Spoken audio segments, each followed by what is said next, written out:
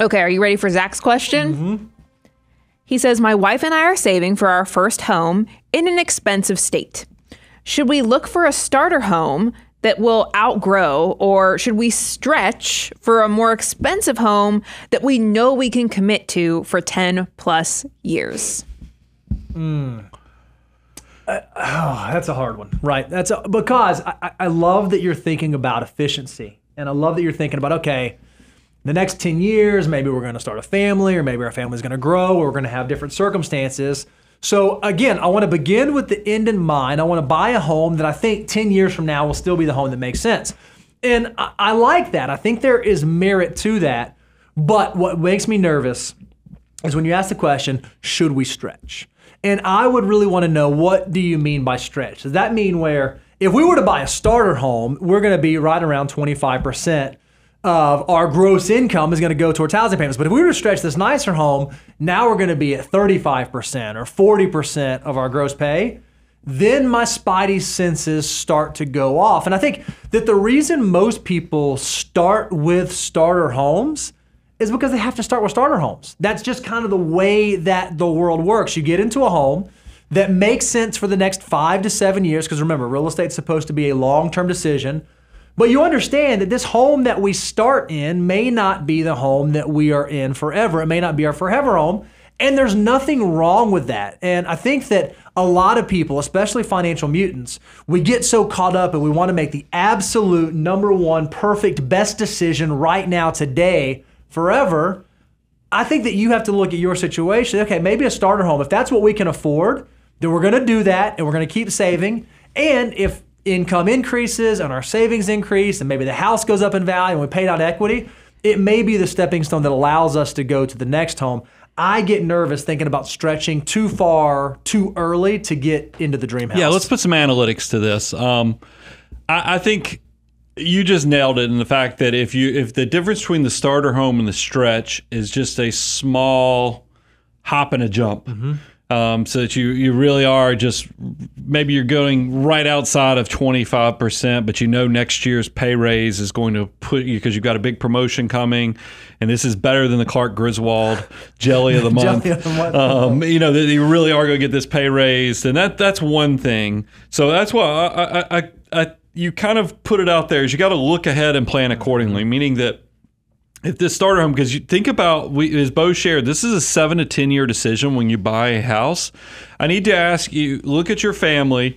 Are y'all going to be a growing family, so that this starter home was not going to be in the right school district? It's not going to have enough bedrooms. Start figuring that stuff out. But then after you say, yeah, well, man, now that blows up the starter home, because, yeah, we want to have a kid or start having a family in the next 2 to 3 years. Fast forward 5 years, they're going to be in kindergarten, so we need to be in this school district. And you go, whoa, that blows it up too. And you're like, man, maybe this. Now you look at the stretch goal and go, holy cow, I need my income to double or triple to afford in this more expensive area. That is, because what I don't want you to do is, if the stretch goal is going to have so many what ifs on what must happen for you to be able to afford this, you're getting yourself into a very dangerous situation. So I don't want that. That sounds like the stretch goal is instead of a hop and a jump, it's actually a leap of faith with all these what ifs of things that must happen. Then that creates the issue where I would just pause. And let me give you some grace on this. I don't have the crystal ball. I don't know what's going to happen in the future, but I will tell you some things that I've observed about what's going on in the real estate marketplace. Is that we just came through a very big inflationary period. And if you look back historically, these things typically come around every 30 or 40 years, where you'll see, like, I remember I was a kid in the 70s, and all of a sudden the houses that were 50, 60,000 now we're 130,000. You're like, oh, are they going to come back to 60? No, they're just going to stay at 130, but then they're going to mope around 130 because they're going to go back to historical norms of they're going to grow at 2-3% a year. They're not going to go up 30-40% over 2 years. And we just came through that period. It's not uncommon over the last few years that your house might have appreciated 50-60% if you were in one of these more expensive areas. And I'm not saying they're going down, but I just don't think they're going to go up another 50-60% over the next 3 years. What's probably more likely to happen is that they're going to start going up 2 to 3% like pace with historical. inflation. Yeah, keep up with inflation. And then that allows you to hit pause and see if some of those what ifs, like the job promotion or you hit a lick with the whatever business endeavor or some investment you've got, then if those things are no longer, what ifs, they become, hey, that happened.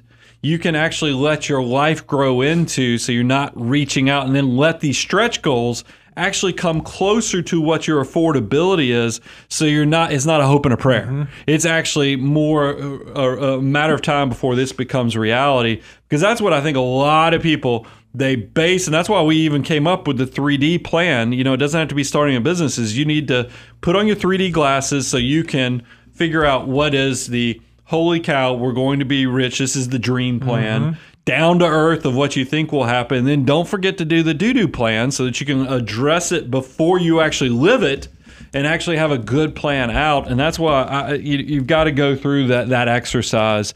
But don't stretch yourself assuming all happiness and roses is coming your way, because if you're counting on the rainbows and unicorns for your financial life to live, that's just not the way the real world works. There's going to be some obstacles. There's going to be setbacks, and your plan needs to address that. Now, you talked a lot about the analytics and the quantitative side.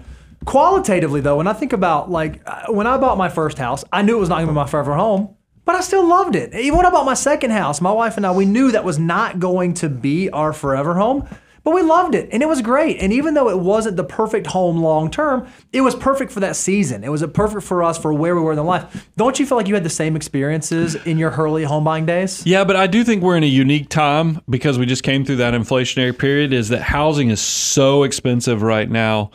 I don't want people just buying a starter home and then it doesn't reflect the life, whereas, because I think that a lot of people are probably traumatized right now, feeling like they still have to catch because they're like, houses are going to run up so fast. And it's this false pressure that is it really going to run up like it did? Because we just came through that once every 40-year period. You probably have a little more time to measure twice, get it right, than jump on and making a hurried bad decision. I want to give people that grace and that understanding, so once again they can triage their own financial life and put the personal into personal finance and get the right plan for them.